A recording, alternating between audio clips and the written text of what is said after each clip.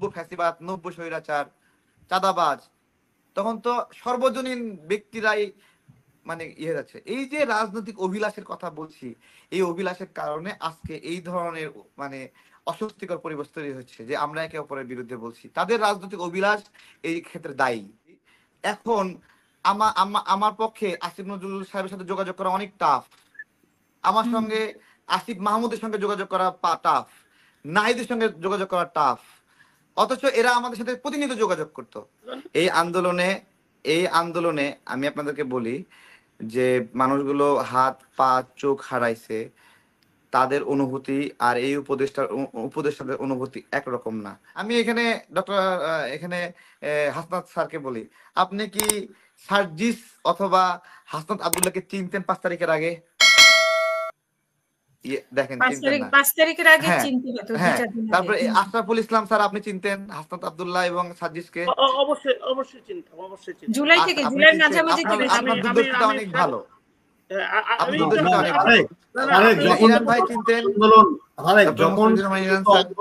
তাদেরকে মাঝে মাঝে প্রেস কনফারেন্স আমরা দেখতাম আর কি। আচ্ছা, চিনতেন কি তাদেরকে পার্সোনালি? মানে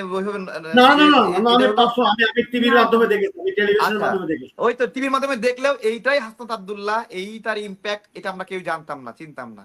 আমরা যে আন্দোলনে এত বড় ইম্প্যাক্ট রাখছি আমরাও চিনতাম না। আমরা তাদেরকে চেনার প্রয়োজন হয়নি, তাদের আদেশ শোনার প্রয়োজন হয়নি, তাদের নির্দেশনা শোনার প্রয়োজন হয়নি, ঠিক আছে? আমরা চিনতাম না। এবং এরা এই আন্দোলন বন্ধ করে দিয়েছিল।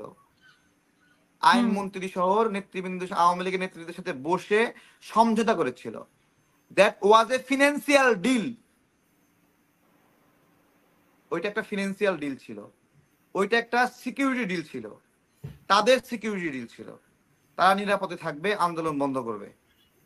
এইরকম পরিস্থিতিতে এই যে আমরা রাজনৈতিক কর্মী যারা আছি, তারা এই আন্দোলনটাকে বুকে জড়ায় নেই। তাহলে আমরা ওই সময় এই আন্দোলনটা ছিল সর্বজনীন হয়ে গেছিল, সবার হয়ে গেছিল। তাহলে এই সবার আন্দোলনটাকে এখন একটা অংশ দাঁড়ায় বলতেছে আমরা এই আন্দোলনের মালিক এবং আমরা একটা রাজনৈতিক দল করব, ঠিক আছে? তাহলে অন্যান্য রাজনৈতিক দল তাদেরকে ওই সমর্থন অব্যাহত রাখতে বাধ্য? বলেন। যখন তারাই বলে, ওই দলগুলোকে বলে এরা হলো নব্য ফ্যাসিবাদ, নব্য স্বৈরাচার, চাঁদাবাজ, তখন তো সর্বজনীন ব্যক্তিরাই মানে ইয়ে যাচ্ছে। এই যে রাজনৈতিক অভিলাষের কথা বলছি, এই অভিলাষের কারণে আজকে এই ধরনের মানে অস্বস্তিকর পরিবেশ তৈরি হচ্ছে যে আমরা একে অপরের বিরুদ্ধে বলছি। তাদের রাজনৈতিক অভিলাষ এই ক্ষেত্রে দায়ী। তারা কমিটমেন্ট করেছিল তারা রাজনৈতিক প্রক্রিয়া করবে না, সে কারণে সর্বজনীন ভাবে আন্দোলন করেছে সবাই মিলে, কিন্তু তারা আবার পালায়ে গেল, আত্মসমর্পণ করলো। এই আত্মসমর্পণকারীরা আমাদের বিপ্লবের মালিক বনে গিয়ে আবার রাজনৈতিক দল খুলতে চায়। তো এটা হলো একটা বিষয়। আরেকটা বিষয় হলো যে আমরা বাট এখানে হয়তো তারা চাপে ছিল, তারা কিরকম চাপে ছিল সেটাও আমরা দেখেছি। তো সেই জায়গা থেকে আমি আপা শুনেন, আমাকেও তো গ্রেপ্তার করছে, আমাকে তো বাটাম দিচ্ছে, কারেন্টের শক দিছে, মারছে, দাঁত ভাঙ্গাই ফেলছে, এরকম কত চর্চা করছে, মাথা একবারে খারাপ বানাই দিচ্ছে। আমরা আমাদেরকে র্যাবের তারেক তো আমাদের নামেও বলছেন যে আপনি গুলশানে বৈঠক হয়েছিল, সেখানে আমরা ছিলাম, পত্রিকাতে আসছিল। আচ্ছা আমি বলি একটু, মানে আমাদেরকে যখন মারছে না, আমরা বলছি আমরা হাসিনা পতনের আন্দোলনই করছি, এবং ওইটাই আসছে কিন্তু পত্রিকায়। এবং আমি আপনাদেরকে বলতেছি, আমাদেরকে তারা মিডিয়া সেন্টারে বক্তব্য দেওয়ার জন্য নিয়ে গেছিল তাদের কথা শিখায়ে, কিন্তু আমরা তাদের কথা শিখানো কথা বলবো না, তাই আমাদেরকে মিডিয়া সেন্টারে নিয়ে গিয়েও কোনো কথা বলতে দেয়নি। ভালো করে শুনেন, আমরা আত্মসমর্পণকারী না, আমরা প্রত্যেকটা মুহূর্তে বলছি যে মানে হাসিনার পতনের জন্যই আমরা এখানে কাজ করছি এবং তার জন্যই আমরা নিপীড়নের শিকার হয়েছি। অথচ এখন আমি আপনাদেরকে বলি, এখন আমার পক্ষে আসিফ নজরুল সাহেবের সাথে যোগাযোগ করা অনেক টাফ, আমার সঙ্গে আসিফ মাহমুদের সঙ্গে যোগাযোগ করা টাফ, নাহিদের সঙ্গে যোগাযোগ করা টাফ, অথচ এরা আমাদের সাথে প্রতিনিয়ত যোগাযোগ করত। এখন যোগাযোগ করতে পারি না।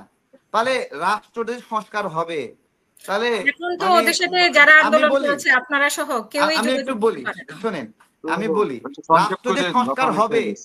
দেখেন, রাষ্ট্রদের সংস্কার করা হবে, আন্দোলন করলাম আমি, আর সংস্কার করবে কোন শালাই? বলেন। আমার আমার ফোনই ধরে না, আমার সাথে কথাই বলে না। আমার মতো আমার যা অবস্থা, আমি বলি অন্যদের অবস্থা আরো খারাপ। কারণ আমি আমি এই আন্দোলনে অর্থায়ন করছি, আমি নিজে অর্থায়ন করছি।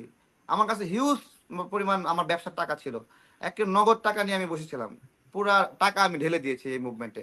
আমার সাথে যোগাযোগ করে না, তাহলে অন্য রাজনৈতিক কর্মীদের আরো কি অবস্থা? এখানে আমি বলতে চাই সবাই অন্ধকারে আছে, কার সাথে কোনো মতামত, কোনো পরামর্শ কিচ্ছু করা হচ্ছে না। জায়গায় জায়গায় আওয়ামী লীগের পৃষ্ঠপোষকতা চলছে, তাদেরকে নিয়োগ দেওয়া হচ্ছে, তাদেরকে তাদের বাসায় গিয়ে মিটিং করছে। এগুলো প্রমাণিত, এগুলো প্রমাণিত। এগুলো তারা কেন করছে? ওরা জানে যে আওয়ামী লীগ এই মুহূর্তে দাঁড়াতে পারবে না, আওয়ামী লীগের দাঁড়ানোর জায়গা নাই, এবং বিএনপি ওদেরকে ওদের রাজনৈতিক অভিলাষ পূরণ করবে না, জামাত ওদের রাজনৈতিক অভিলাষ পূরণ করবে না, ইরান ভাই ওদের রাজনৈতিক অভিলাষ পূরণ করবে না, আমি ওদের রাজনৈতিক অভিলাষ পূরণ করব না।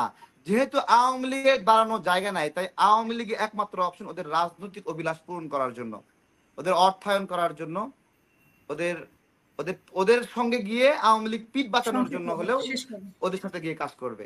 এইগুলো অনেকগুলো সাম্যক যোগ বিয়োগ আছে, যেই কারণে আমরা কেন বলছি। এখানে দেখেন, এখন বিষয় হলো যে বাংলাদেশের মানুষ একটা বড় আন্দোলন করেছে। হ্যাঁ, এই আন্দোলনে আমি আপনাদেরকে বলি যে মানুষগুলো হাত পা চোখ হারাইছে, তাদের অনুভূতি আর এই উপদেষ্টাদের অনুভূতি একরকম না। ঠিক আছে, একরকম না। মানে তাদের কাছে তারা মানে তাদের একটা উচিত ছিল যে আলাদা একটা দপ্তর করা, যে দপ্তরটা শুধু এই আহত মানুষগুলো দেখাশোনা করবে।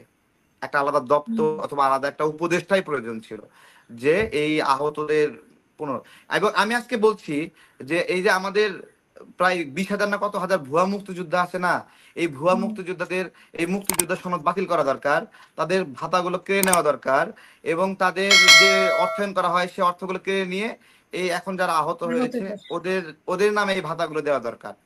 ঠিক আছে, এটা বলেই শেষ করছি, ধন্যবাদ।